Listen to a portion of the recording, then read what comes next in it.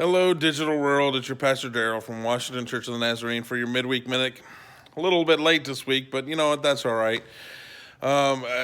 Know exactly what I wanted to talk to you about today. I just didn't have enough time in the day yesterday. You ever have one of those days where you just don't have enough time, a lot to do, and not enough time to get it done in?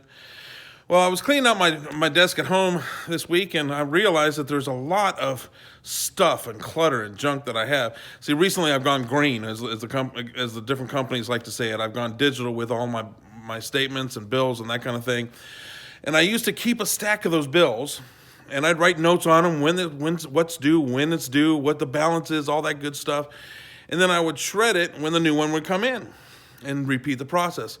Well, I hadn't touched those bills in forever because I'm not getting them anymore. And I realized that there's just stuff, clutter that junks up my desk. And I got to thinking, do we do that with our lives? Do we have emotional clutter? We're reminded in James to put anger off as far as we can, like an old dirty garment, to throw it away, to get that far away from it. And I would challenge us to do the same thing with our emotional baggage.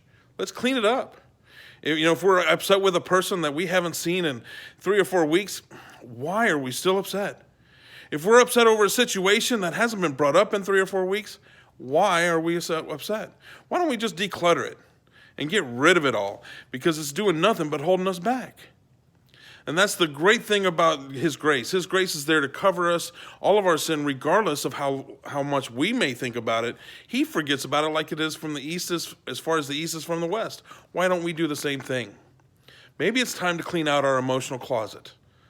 So why don't we drop to our knees, get into prayer, and do a little bit cleaning of our own. If you don't have a church home, come see us. Sundays at 10:30. We'll look forward to seeing you. Until next week, have a great week.